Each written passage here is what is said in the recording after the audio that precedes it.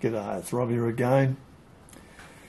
Well, I'm on my next project, which is turning this old GMC air compressor tank into a furnace for melting aluminium and hopefully brass.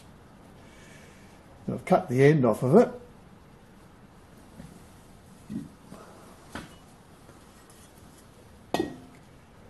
So here's the end, and that's going to pivot on what was the part the wheels went on, so that'll pivot back like that, and I can use the handle, so that'll work in really well. And I'm cutting it off this length. I don't want to make it super big, so I'm going to cut it off there, and then I'm going to cut off the end. You can see that, yeah, I'm going to cut off the end, which will be basically similar to this, and I'm going to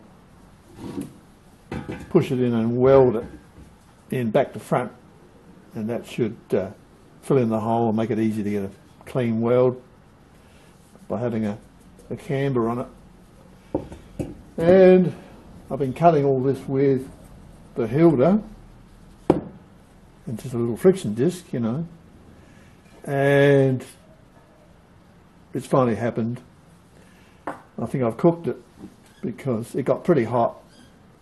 The trouble with these, well, the thing with die grinders, electric ones, they're direct drive, and if you work them too hard, if they get too hot, well, yep, bad things happen.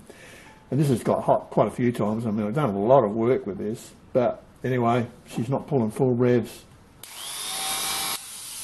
And we've got lots of sparks in there. So that's a bad sign. So I'm afraid the Hilda is cactus. It's a great unit. So what do you do when your Hilda goes cactus? The obvious thing, you go and buy another one. So I've already done that. I've already ordered one off of Banggood. This one was a review model. That's quite a few years ago I've had that.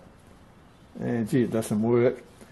So I've had to shell up my own hard cash on this one. So $65 delivered, and you get a whole bunch of grinding tools and burrs and things, which will all come in handy. So now, well, that's the way it goes. Nothing lasts forever.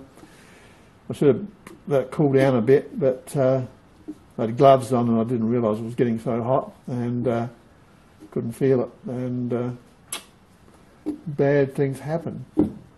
So yeah, that's where we're at. I'll show you how this is going to work out. Neil Appleby on the Gold Coast sent me down this forge burner, which is really good of him, and yeah, he also sent me a diagram of the setup that he recommends. He was going from a single forge burner to a double one, so he said, you know, if you want this, you can have it. So yeah, it was great. So I'll probably just use his diagram. Here it is. I'll put it up. You can have a look at it.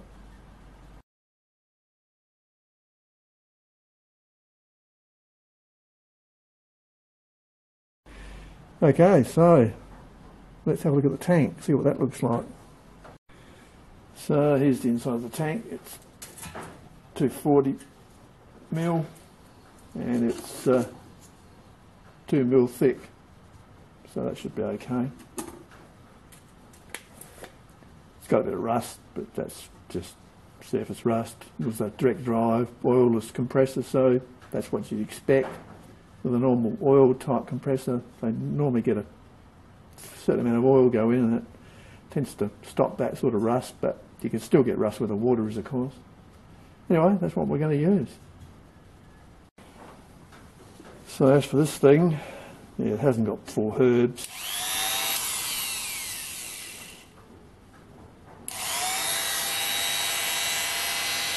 Bit of sparking. Not a lot of guts. So yeah, the neighbours are probably not upset that it burnt out. I was making a fair bit of noise, but I don't normally make a lot of noise, but this was a noisy job doing this, so it can't be helped. But anyway, such is life. I'll open her up and we'll look inside and see what the damage is. I expect it's probably the field windings. That's what usually goes. The armatures can go, but normally the heat build-up occurs in the field windings, and then they, you know, partly short out and lose power or lose all power. But yep, I think that's what the damage will be. This grinder's now just about cold, and a good way to find whether or not the field windings are the suspect part, when you turn it on, you'll find that if they're dead shorting inside, there'll be a lot of heat build up very quickly. So even though the thing might be going, so.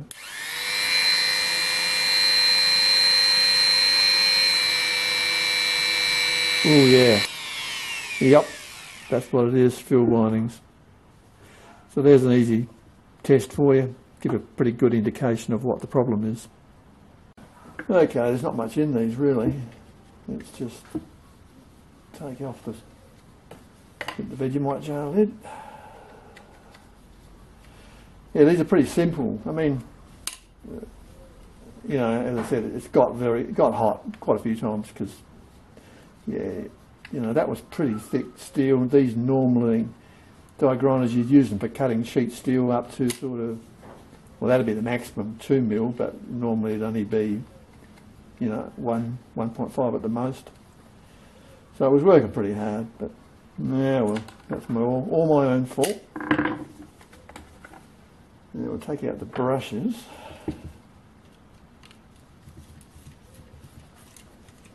Oopsie daisy, there that go. Oh, they're down a bit. About a third. It's done quite a bit of work. I have had people get on them and say they burn them out.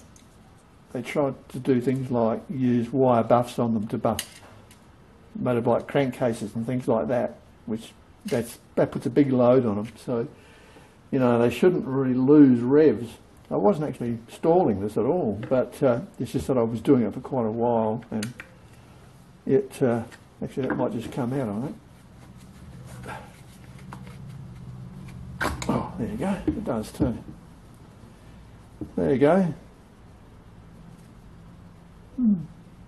See, it's still pretty warm in the armature. Wow. Case feels quite cool. Yeah, the armature looks good. Doesn't look bad at all, actually.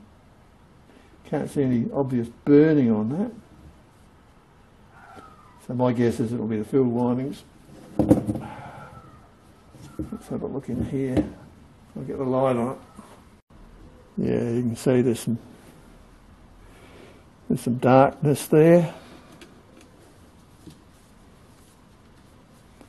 There's some darkness there.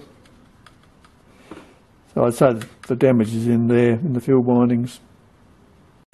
This is a good example of where the air-powered die grinders, like my old original one, are a better bet for long duration work and heavy work where you get down low on the revs. You can't hurt these. I mean, these are bulletproof. Run them all day, go as slow as you like, overload them to hell, no problem whatsoever. You can't do that with a electric one because they just don't tolerate that, and you know they're driven straight off the armature. So if you stall them or you stall the armature, it's a lot worse than say an angle grinder or a drill where they've got a gearbox. So anyway, next week I'll finish this off. I won't do it on the weekend. This makes a hell of a racket. These are really noisy. That's the downside with these. They're really noisy. Then you've got the air compressor pumping away as well, making a racket, and then the job. So it's a lot more noise with this than with this. So, you know, don't upset people on the weekend. So I'll do it during the week. There's no rush. And that should finish up the job, no problem. So the Hilda's totally cactus. We can salvage what we can. I'll keep it just in case when I get the new one, if the speed control dies or I crack the case or anything. It's worth keeping this because you can't buy these off the shelf in Australia. I will take the chuck off. Now to take the chuck off is pretty simple really. In here there's two flats on the armature. Just get a spanner that will fit. Get an Allen key.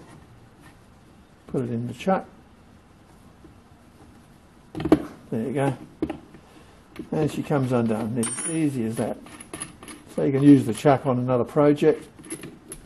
Or as a spare chuck. It's a good quality chuck actually. It's yeah, not bad. What brand is it?